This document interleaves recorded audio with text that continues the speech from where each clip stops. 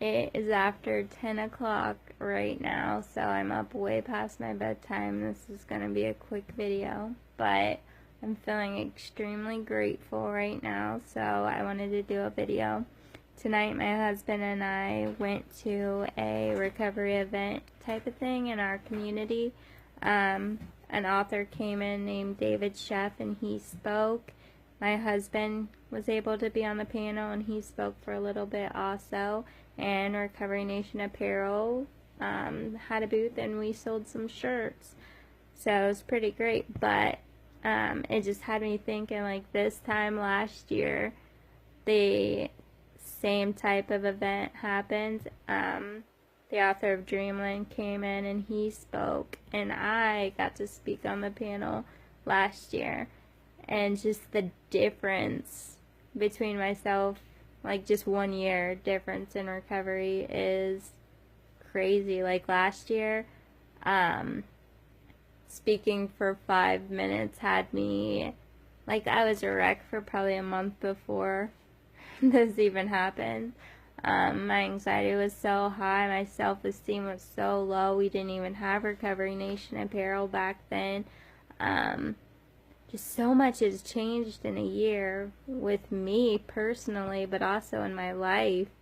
And thinking back as to how it was back then and how it is now, like, has me feeling pretty grateful.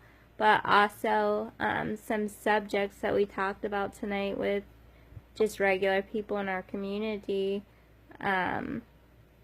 hit home with me, and I wanted to touch on some of those topics also. It was brought up, and this isn't the first time that it's been brought up to me. It's been brought up many times, but there's an issue with people in our community, such as like firefighters, paramedics, EMTs, doctors, police officers. Those types of people are out there every day dealing with the addict and active addiction.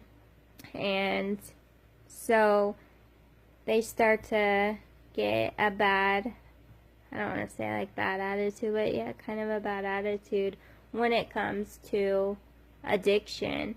And then there's the whole topic of like Narcan and why bring them back, like when they're choosing to do it, and all of that stuff that we've all heard and everything.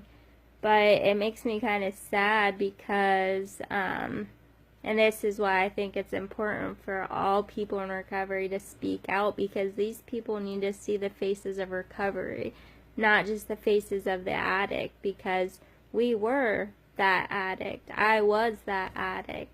And it's just sad because, like, the people that I've met in recovery are some of the most honest, loyal, trustworthy people that I've ever met in my life. And I like to think that my husband and I are those people also. Like, we will give the shirt off of our backs to help the next person, and we'll do all that we can for anybody. We just have so much sympathy for people in general, and we care, and our hearts are full and our hearts are open. And almost every person that I've met in recovery is the same way. Like, we get spiritually fit, and we learn that we have to give it away to keep it, and we learn that we have had a second chance at life. We're here for a purpose. I believe that God made my purpose.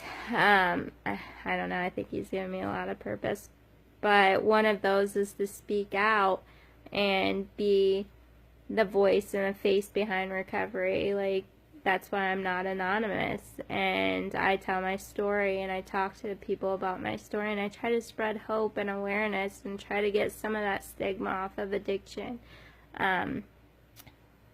It just saddens me to think that people think of addicts as like animals or worthless or just objects, when there's a person just like me stuck in that body.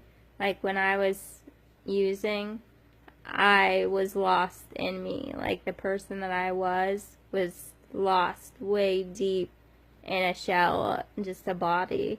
Like, it's really hard to explain unless you're there. You kind of don't understand, and it sounds crazy, but the good person that I am was lost in addiction, and those people that are out there right now suffering are going through the same issue, and they could be some of the best people in the world, and we have to give them a chance. And that's what I try to do. I try to get as many people as possible to find recovery. Like, recovery is possible.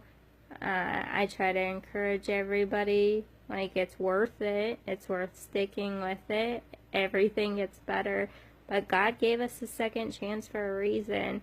And we just need to be grateful for every day. And I am grateful for every day. But I don't know. I'm kind of rambling at this point. I'm exhausted. But just try to have open minds and open hearts, because those people that are out there shooting drugs are lost. They need to find their way, and they have the potential of doing great things and being amazing people. So that's all I have to say tonight. So thanks for listening to me ramble. Have a good night.